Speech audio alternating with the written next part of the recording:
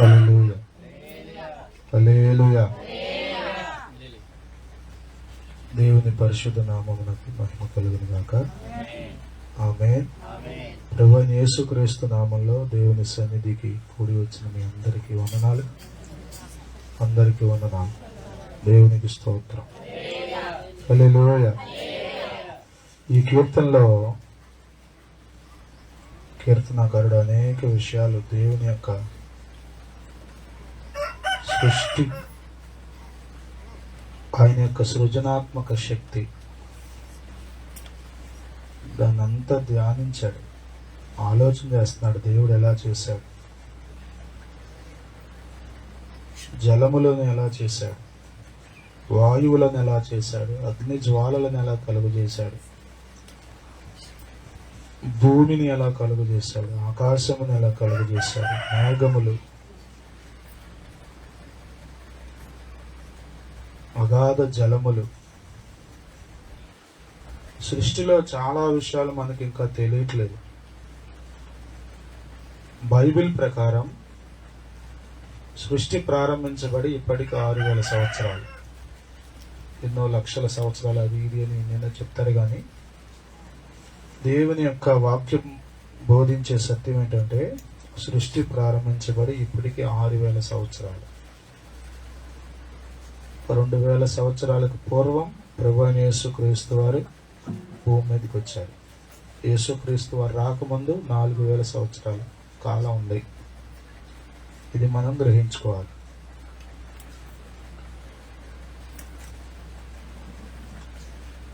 భక్తుడు అంటున్నాడు, నేను దేవుణ్ణి కీర్తిస్తాను, ఆ ప్రాణమా యెహోవాను సన్నిధించు. 33వ వచనంలో అంటాడు, నా జీవిత కాలం అంతయు నేను యెహోవాకు కీర్తనలు పాడుదను, నేను ఉన్నంత కాలము నా దేవునిని కీర్తించదను. హల్లెలూయా, హల్లెలూయా. ఎవరిని మనం కీర్తించాలి, ఎవరిని మనం స్తుతించాలి, ఎవరిని మనం పూజించాలి, ఎవరిని మనం ఆరాధించాలి అనేది ఈ దినాల్లో చాలా మందికి తెలియట్లా. మేధావులు అనబడుతున్న వారికి సైతం, శాస్త్రవేత్తలు అనబడుతున్న వారికి సైతం, పెద్ద పెద్ద చదువులు చదువుకున్న మేధావులు లేకపోతే జడ్జిలు, ఐఏఎస్ ఐపీఎస్ ఆఫీసర్లు కూడా దేవుడు ఎవరో, ఎవరిని ఆరాధించాలో, ఎవరికి పూజ చేయాలో తెలియట్లా.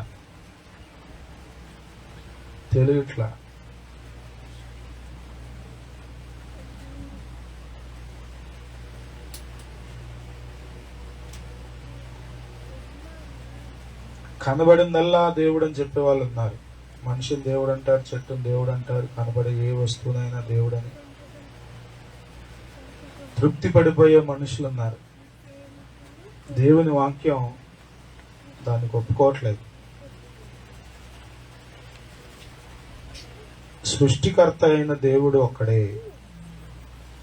ఈ విశాల సృష్టిని సృష్టించిన దేవుడు ఒక్కడే. ఆయనకు నిత్య శక్తి ఉంది కాబట్టి ఇంత సృష్టిని ఆయన ఒక మాటతో చేయగలిగారు. మనం ఉదాహరణకి పెళ్లికి ఏర్పాట్లు చేయాలంటే ఎంతో ప్లానింగ్ చేస్తే గానీ అన్ని కార్యక్రమాలు, భోజనాల దగ్గర నుండి ఏర్పాట్ల దగ్గర నుండి ప్రతిదీ సక్సెస్ అవ్వదు. మరి ఈ సృష్టిని చూడండి. సూర్యుడు కలుగునుగాక అన్నాడు, సూర్యుడు కలిగాడు. ఎట్లా కలిగాడు? 6000 సంవత్సరాల నుండి ఇంకా సూర్యుడు మండుతూనే ఉన్నాడు. మనం వేసే మంటలన్నీ ఎంతసేపు మండుతాయి? ఏ మంట అయినా ఎంతసేపు మండుతుంది అంటే కొంచెం సేపే. మరి అక్కడ ఏం మంట పెట్టాడు దేవుడు? అందుకే బైబిల్లో రాశాడు ఆ మాట, కనబడే పదార్థాలన్నీ కనబడని పదార్థాల చేత నిర్మించబడ్డాయి అంటాడు. హెబ్రీ పత్రిక 11వ అధ్యాయం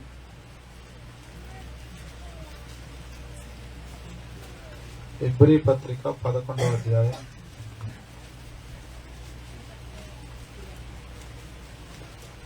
3వ వచనం, ప్రపంచములు దేవుని వాక్యము వలన నిర్మాణమైనవనియు అందును బట్టి దృశ్యమైనది కనబడెడు పదార్థములచే నిర్మింపబడలేదనియు విశ్వాసము చేత గ్రహించుకొనుచున్నాము. ఇంత సూర్యుడు ఎలా మండుతున్నాడు కదా, ఎన్నో లక్షల రెట్లు పెద్దవాడంట భూమి కంటే. చెప్పండి, వేడేమో తగ్గుతుందా పెరుగుతుందా? సహజంగా మనం మంట పెడితే ఏదైనా వేడేమవుద్ది? సమయం గడిచే కొద్దీ, కాలం అయిపోయే కొద్దీ వేడి సగా తగ్గిపోద్ది కదా. మనకు కూడా కోపం ఎంతసేపు ఉంటుంది? మా పావు గంట వచ్చి అట్టగా అరిసి ఆడే చల్లబడతాను అనుకుంటాం కదా మనం. ఆ పావు గంట ఓర్చుకోరు కొద్దిమంది, వీళ్ళు కూడా లేస్తారు సిచ్చిబుడ్లాగా. కానీ సూర్యుడు ఎలా నిర్మించబడ్డాడు అంటే వాక్యం ద్వారా. స్తోత్రం, హల్లెలూయా. ఒక్క నోటి మాటతో ప్రభు సృష్టించాడండి. కనబడే పదార్థాలైతే ఏదో ఒక రోజు క్షయమైపోతాయి, ఆగిపోతాయి. కానీ ఇది కనబడే పదార్థాలచే నిర్మించబడలా, కనబడని పదార్థాలచే. నేను ఊరికే సూర్యుడు అని ఎగ్జాంపుల్ తీసుకున్నా. మన కళ్ళకు కనబడేవన్నీ అన్నీ. కొబ్బరికాయ చూడండి, మీరు ఊరకే ఆలోచన చేయండి. పైన ఒక పొర, లోపల పీసు, దాని లోపల టంకి, దాని లోపల కొబ్బరి, దాని లోపల నీళ్లు. ఏ వ్యక్తిలా తయారు చేయగలడు చెప్పండి? దేవుడు అని చెబుతున్న నీవు ఉన్నావే, మనుషులు ఆరాధిస్తున్నారు ఈ దినాల్లో. ఏ దేవుడు ఇలా కొబ్బరికాయను తయారు చేయగలడు చెప్పండి? చేసి చూపించమని. ఎవరిని ఆరాధించాలి అంటున్నాడు? నా జీవిత కాలం అంతయు నేను యెహోవాకు కీర్తనలు పాడదును, నేను ఉన్నంత కాలము ఆయనను కీర్తించదను. ఎవరిని కీర్తించాలి? ఎవరిని ఆరాధించాలి? నీ దేవుండెవరు, నీ పూజ ఎవరికి?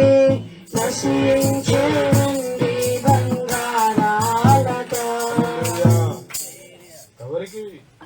ఎవరిని కీర్తిస్తున్నావు? ఎవరిని పాడుతున్నావు? కొంచెం విజ్ఞతతో ఆలోచించాలి. ఇదాల్లో చాలా మంది ప్రభువుని తెలుసుకుని మళ్ళా కొంతకాలం ప్రభువుని ఆరాధించి మళ్ళా లోకంలోకి వెళ్ళిపోతున్నారు. కాదు, ఈ క్రిస్టియానిటీ ఏమి రోత, అది ఇది అని పెద్ద పెద్ద మాటలు చెప్తున్నారు. పాస్టర్లందరూ ఇట్టంటే వాళ్ళు, విశ్వాసులందరూ అట్టంటే వాళ్ళు. నువ్వు ఎట్టంటే దానివి అంటే, బహు నేను అసలు ఎంత నికార్సైందాను అని చెప్తావు. వయసు రక్తమే విజయం. నేను వదిలేసి వచ్చా, గర్వాపసి అని పెట్టారు కొద్దిమంది. గర్వాపసి, తిరిగి వచ్చాయి మళ్ళా అని చెప్తున్నారు కొద్దిమంది. ఎక్కడికి వచ్చేయాలంట? చీకట్లోకి వచ్చాయి. నచ్చినట్టుగల్లా చేసేద్దాం వచ్చేసాయి. భక్తుడు అంటున్నాడు, నా జీవిత కాలం అంతా, బొందులో ప్రాణం ఉన్నంత వరకు, భూమి మీద నేను బ్రతికినంత కాలం ఎవరిని కీర్తిస్తానా? హల్లెలూయా. 146వ కీర్తనలో కూడా దావీదు అంటాడు 2వ వచనంలో, నా జీవిత కాలం అంతా, నేను బ్రతికే కాలం అంతా ప్రభువుని స్తుతిస్తాను. హల్లెలూయా. నా జీవిత కాలం అంతయు నేను యెహోవాను స్తుతించదను, నేను బ్రతుకు కాలం అంతయు నా దేవునిని కీర్తించదను. ఎవరిని కీర్తించాలి? నిర్గమకాండం 32వ అధ్యాయంలోకి వచ్చేసరికి ఇశ్రాయేలీలు 400 సంవత్సరాలకు పైగా ఐగుప్తు బానిసత్వంలో ఉన్నారు. దేవుడు వారి బాధను చూచి, వారి మొర్రను విని మోషేను పంపి ఐగుప్తు దేశపు బానిసత్వం నుండి వారిని విడిపిస్తే, ఇశ్రాయేలీలు అంటారు చూడండి, 32వ అధ్యాయం నిర్గమకాండం 32వ అధ్యాయం 4వ వచనంలో, మోషే సీనాయి కొండ మీదకి ఎక్కాడు. దేవుడు రమ్మన్నాడు. దేవుడు మాట్లాడుతున్నాడు. కొన్ని రోజులు అయిపోయింది, రావట్లా. ఈ సమయంలో వాళ్ళకి ఇక ఏం చేయాలో తెలియలా. అందుకని అహరోన్ దగ్గరికి వెళ్ళి, మాకు ఒక దేవతను తయారు చేయి. ఏం తయారు చేయి? తయారు చేసే దేవత. ఇక ఏమి లేదు ఆలోచన. అప్పటి వరకు దేవుణ్ణి ఆరాధించిన వారే, అప్పటి వరకు దేవుణ్ణి స్తుతించిన వారే, అప్పటి వరకు దేవుని పాటలు పాడిన వాళ్ళే, తంబురతో, సితారతో, నాట్యాలతో ప్రభువుని స్తుతించినటువంటి వాళ్ళంతా ఇప్పుడంటే మోషే లేకపోయేసరికి ఏం చేస్తున్నారు? నాకు ఒక దేవతను తయారు చేయమన్నారంట. అహరోన్ దగ్గరికి వెళ్ళి అహరోన్ బెదిరిపోయాడు. మీ దగ్గర ఉన్న బంగారం అంతా పట్టరమ్మన్నాడు. ముక్కులకి చెవులకి ఉన్న బంగారం అంతా తీసుకొస్తే చెప్పండి, ఒక దూడను తయారు చేశాడంట. ఒక దూడని తయారు చేశాడు. కనబడుతున్న దూడ అక్కడక్కడ మీకు? ఆ దూడను తయారు చేసి అంటున్నాడు, చదవండి ఆ మాట. అప్పుడు అతడు వారి యొద్దకు వాటిని తీసుకుని పోగరతో రూపమును ఏర్పరిచి దానిని పోత పోసిన దూడగా చేసిన. అప్పుడు వారు, ఓ ఇశ్రాయేలు, ఐగుప్తు దేశములో నుండి నిన్ను రప్పించిన నీ దేవుడు ఎవరంట? దేవుడు ఎంతకాలం అయింది సృజించింది? ఒక 10 నిమిషాల క్రితం, ఒక అరగంట క్రితం, ఒక గంట క్రితం. ఇది లేదు, ఇప్పుడే తయారైంది. ఫ్రెష్ దూడ ఇది, వేడి వేడి దూడ కదా. వేడి వేడిగా తయారు చేశాడు అహరోను భక్తుడు. ఇప్పుడంటే వీళ్ళు అంటున్నారు, ఓ ఇశ్రాయేలు అంటే దేవుని ప్రజలారా, మిమ్మల్ని అసలు ఐగుప్తులో నుండి రప్పించింది ఎవరో తెలుసా? ఈడే, ఈ దేవుడే, ఈ దేవుడే దేవుడు. చూసారా ఎంత సింపుల్ గా మనుషులు మారిపోతారా? ఎంత సింపుల్ గా మనుషులు దేవుణ్ణి పక్కన పెట్టి ఏది కనబడితే అది దేవుడు అంటారా అంటే అంటున్నారు ఇశ్రాయేలీలు. అందుకనే మనం బహు జాగ్రత్తగా ప్రభువుని ఆరాధించాలి. ఇదిగో ఈ కీర్తనకారుడు చెప్పాడే, నా జీవిత కాలం అంతయు హల్లెలూయా హల్లెలూయా హల్లెలూయా. అర్థమవుతుందా? ఈ మధ్యన ఒక ఆమె బయలుదేరింది, నేను గుడివాడలో పాస్టర్ గారి దగ్గర ఉన్నాను, ఫలానా పాస్టర్ గారి దగ్గర ఉన్నాను, ఆ పాస్టర్ గారు ఎట్టా, ఈ పాస్టర్ గారు ఎట్టా, అందుకే తిరిగి మళ్ళా నేను వచ్చేసాను, అసలు ఈ దేవుడే దేవుడు కాదు, ఈ పాస్టర్లు అంతా దొంగలు అని ఏదేదో చెప్తుంది ఇంటర్వ్యూలో.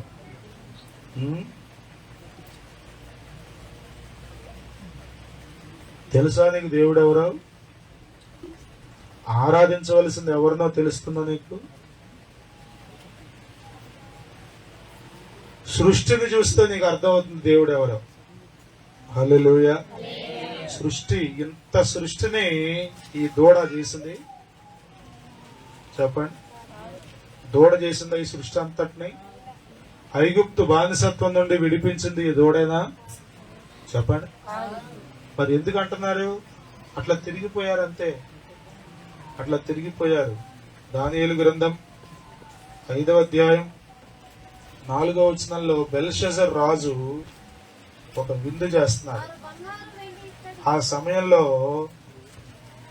ద్రాక్షారసం త్రాగుతూ అక్కడికి వచ్చినటువంటి అధిపతులు, సామంతులు 1000 మందిని ఏర్పాటు చేసుకుని ఒక పెద్ద విందు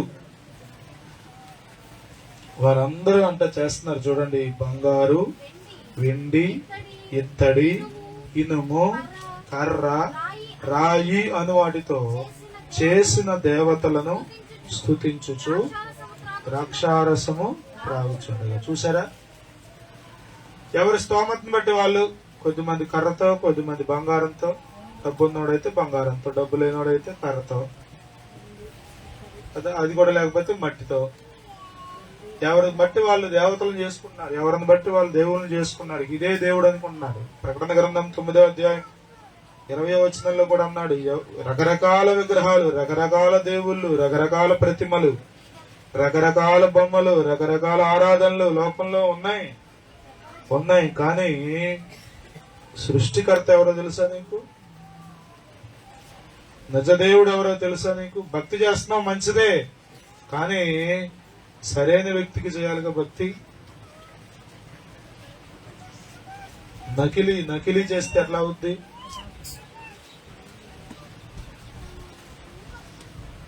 చాలా సందర్భాల్లో మనం మోసపోతున్నాం కదా. డబ్బులు కట్టించుకునేటప్పుడు చాలా జాగ్రత్త తీసుకుని మరీ కట్టించుకుంటాం కదా. చీటీలు వేస్తారు కదా కొద్దిమంది.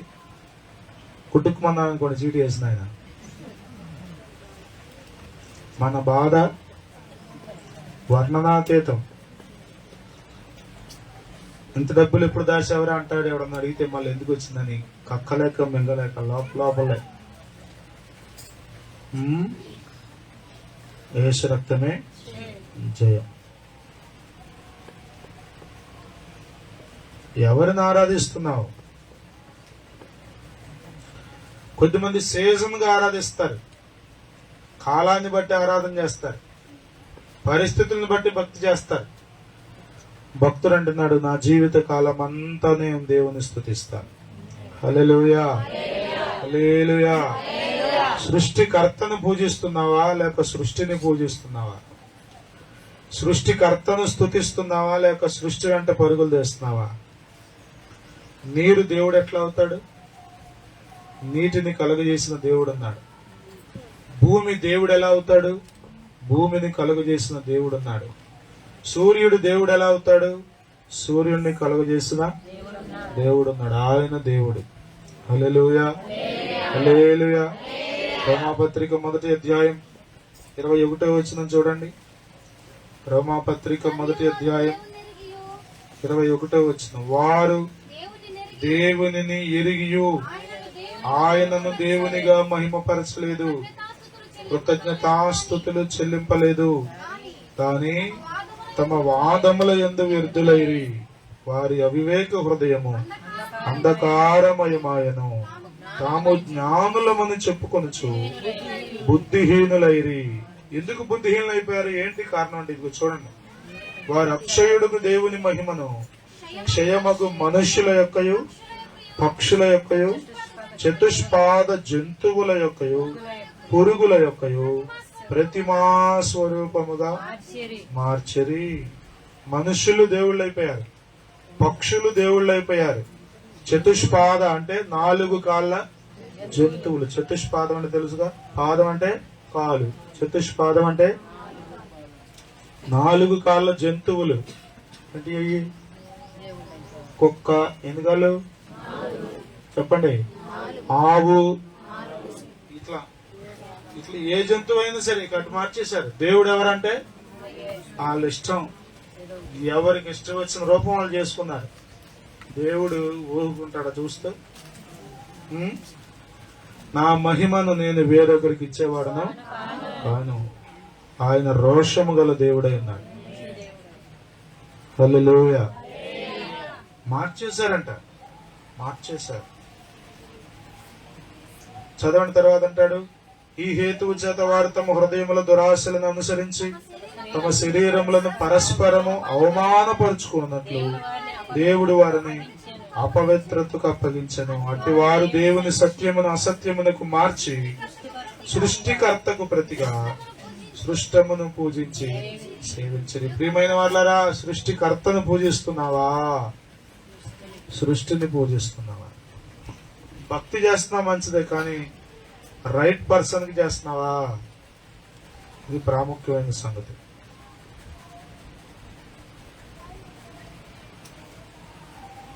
గ్రహించగలుగుతా? ఈ దినాల్లో అంటే ఓటేసేటప్పుడు ఎంత జాగ్రత్త కదా. ఇక్కడ ఫోటో, ఐడి కార్డులో ఉన్న ఫోటో, ఆ మనిషి మొహం టాలీ అయితే గానీ ఓటు ఇవ్వటం లేదు. అయినా చాలా మంది మోసం చేస్తున్నారు. ఏదో రకం దొంగోట్లు వేసేవాళ్ళు వేస్తూనే ఉన్నారు. ఒక ఓటు వేయడానికి ఎంత టాలీ చేసుకున్నావు కదా, నీ కూతురుని ఇవ్వడానికి ఎన్ని ఆలోచిస్తున్నావు కదా. మరి ఆరాధన చేయడానికి, పూజ చేయడానికి, భక్తి చేయడానికి ఎవరిని ఆరాధన చేస్తావు? ఏమోలేండి మా తాతలు చేశారు చేసుకుంటూ పోతానంటావా? సృష్టిని చూస్తే నీకు అర్థమవుతుంది, దేవుడు ఒక ఆయన ఉన్నాడు. ఈ సృష్టిలో కనబడేది ఏది దేవుడు కాదు. అమ్మ దేవుడు కాదు, నాన్న దేవుడు కాదు, గురువు దేవుడు కాదు, మాస్టర్ గారు దేవుడు కాదు, మరి ఎవరు దేవుడు కాదు. దేవుడే దేవుడు. ఆమేన్. ఆయనే సృష్టికర్త, ఆయన ఒక్కడే. హల్లెలూయా, హల్లెలూయా. వీధికి ఒక దేవుడు, కులానికి ఒక దేవుడు, మతానికి ఒక దేవుడు, ఇంటి పేరుకో దేవుడు, ఊరికో దేవుడు. ఇట్లాంటివి లేవు. మనం కావాలని మన తెలివితేటలు ఎక్కువ అయ్యి కదా. వారి అవివేక హృదయము అంధకారమయమాయన అన్నాడు చూసారా. జ్ఞానులమని చెప్పుకొనొచ్చు బుద్ధిహీనులయ్యారు అన్నాడు. చూసారా ఎంత తెలివితేటలో మనకి.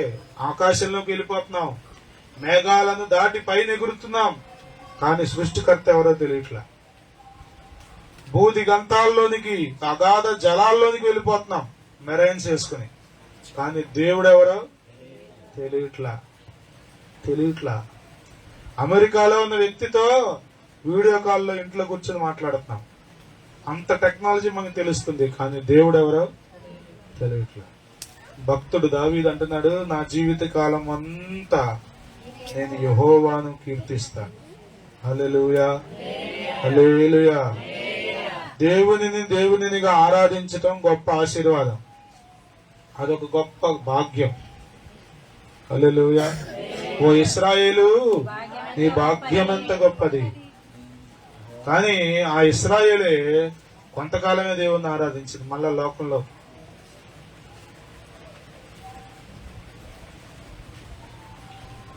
సీనాయి కొండ మీద మోషేతో మాట్లాడుతూనే ఇవన్నీ గమనిస్తున్నాడు ఆయన. కొండ క్రింద ఏం జరుగుతుంది? బంగారు దూడ ఒకటి తయారు చేయబడింది.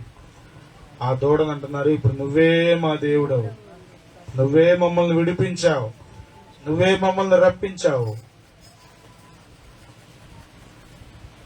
అవగాహన ఉంది అసలు ఏమన్నా? ఆలోచన ఉందేమన్నా? ఇది నిన్న లేదు, మొన్న లేదు, పోయిన సంవత్సరం లేదు, ఇందాకడ వచ్చింది ఇది దూడ. ఇది మనల్ని ఎలా విడిపిస్తుంది? ఎర్ర సముద్రం పాయలు చేసింది ఇదేనా? ఐగుప్తు సైన్యాన్ని ఎర్ర సముద్రంలో ముంచివేసింది ఈ దూడేనా? ఆలోచన ఉందా? లేదు అంటున్నారు. ఆరాధన చేస్తున్నారంట. ప్రియులారా, రెండు విషయాలు మీరు జ్ఞాపకం చేస్తున్నారు. ఒకటి, ఎవరిని పూజిస్తున్నావు? నీ ఆరాధన ఎవరికి? నీ స్తుతి ఎవరికి? నీ కీర్తనలు ఎవరికి? నీ పాటలు ఎవరికి? నీ పూజ అంతా ఎవరికి? నీ భక్తి అంతా ఎవరికి? నిజ దేవుడికి ఆరాధన చేస్తున్నావా? నిజ రక్షకున్నే వెంబడిస్తున్నావా?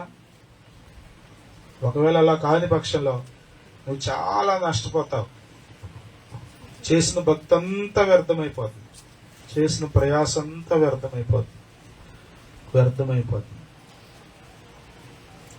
రెండవ మాట, నీవు ఎంతకాలం దేవుని ఆరాధిస్తావు? 4 రోజులు ముచ్చటనా? లంట్ డేసా? లేకపోతే క్రిస్మస్ రోజులా? ఎట్లా ఆరాధన చేస్తావు అంటే భక్తులు అంటున్నాడు, నా జీవిత కాలం అంతయు, పరిస్థితులు ఎలా మారినా, ఆరోగ్యం ఉన్నా లేకపోయినా, ఆస్తిపాస్తులు ఉన్నా లేకపోయినా, అందరూ నాతో ఉన్నా లేకపోయినా, నా జీవిత కాలం అంతా నేను ప్రభువుని కీర్తిస్తాను. హల్లెలూయా, హల్లెలూయా, హల్లెలూయా. కదా, చాలా సందర్భాల్లో బాప్తిజం పొందేటప్పుడు అనేక ప్రశ్నలు అడుగుతారు. వాటిలో ఒకటేంటి తెలుసా? నీ జీవితకాలం అంతయు యేసు ప్రభుని ఆరాధిస్తావా అని అడుగుతారు కదా. నడుము లోతు నీళ్ళల్లో మునిగి ఏం చెప్తావు? అవునండి ప్రభువుని ఆరాధిస్తానంటావు. కానీ ఏదైనా చిన్న సమస్య వస్తే కదా, కొద్దిమంది మరీ తేలిగ్గా దేవుని పక్కన పెట్టేస్తారు. పాస్టర్ గారు పట్టించుకోలేదని, విశ్వాసులు పలకరించట్లేదని కొద్దిమంది దేవునికి దూరం అయిపోయేవాళ్ళు. దేవుని మీద అలుగుతావు నువ్వు? ఆయన రక్షకుడు, ఆయన ఇమ్మానుయేలు దేవుడు, నీకు తోడుగా ఉంటాడు. ఆయన నీ జీవిత కాలం అంతా నీకు చాలిన దేవుడు ఆయన. హల్లెలూయా, హల్లెలూయా. మనకు సరిపోయిన ప్రధాన యాజకుడు ఆయన. హల్లెలూయా. ప్రియమైన వాళ్ళరా, ఎవరిని ఆరాధిస్తున్నారు? ఎంతవరకు ఆరాధించాలనుకుంటున్నారు? ఈ కీర్తనాకారుడు ఎలా అయితే ఒక తీర్మానం తీసుకున్నాడు, నా జీవిత కాలం అంతా, ఆమేన్, నేనున్నంత కాలం ప్రభువును ఆరాధించే అనుభవాల్లో మనం ఉందాం. ప్రభువును మాత్రమే ఆరాధించేద్దాం. ఆమేన్, హల్లెలూయా, హల్లెలూయా. ఒకప్పుడు మోయాబు దేశంలో ఎన్నెన్నో వ్యర్థమైన ఆరాధనలు చేసింది రూతు.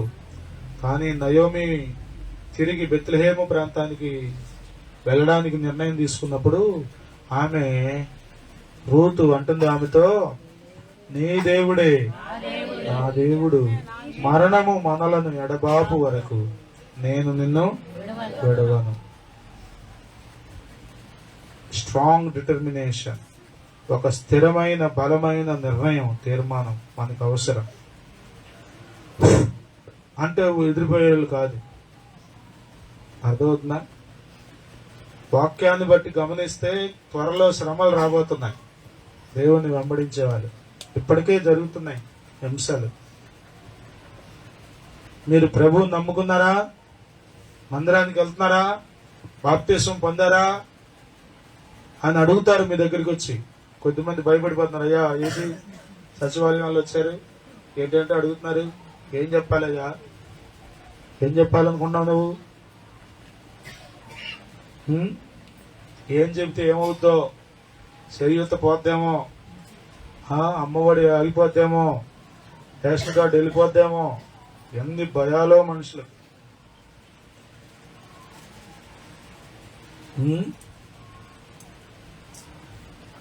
ఈ పథకాలు లేకముందు నిన్ను బ్రతికించలేదా దేవుడు?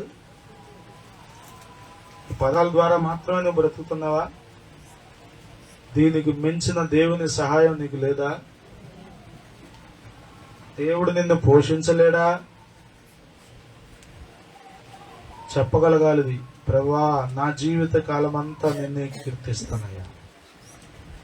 4 రోజుల ముచ్చట కాదు, అంతా కలిసి వస్తే కాదు, అంతా ఎదురొచ్చినా కూడా మీరు ప్రభువుని ఆరాధించాలి. ఆమె అట్టి కృప ప్రభువు మనకు దయచేయను గాక. మన జీవిత కాలం అంతయు ప్రభువుని వెంబడించదము గాక, ఆయనను మాత్రమే సేవించదము గాక. హల్లెలూయా, హల్లెలూయా. నీవు ఆయనను మాత్రమే సేవించాలి. అపవాది పైకి తీసుకుపోయాడు, నువ్వు నాకు మొక్కు, ఈ లోక రాజ్యాలంతా నీకు అప్పచెప్పేస్తాను. యేసుప్రభు అంటాడు లూకాసు వార్త 4వ అధ్యాయం 5, 6, 7 వచనాల్లో. అసలు అంటే అద్భుతంగా ఉంటుంది అక్కడ. ఇదిగో అంటాడు, ఒక్క నిమిషంలో లోక రాజ్యాలన్నీ చూపించా అంట. వాడి దగ్గర ఎంత టెక్నాలజీ ఉందో చూడండి. లోకంలో ఉన్న రాజ్యాలన్నీ ఎంతసేపు చూపించాడు? 1 నిమిషంలో, 60 సెకండ్లో. కళ్ళు మూసి తెరిసే లోపు 60 సెకండ్లో. చెప్పండి, లోక రాజ్యాల మహిమంతా చూపించింది. ఇదంతా నీకు ఇచ్చేస్తా, ఒకసారి నాకు బ్రొక్కన్నా.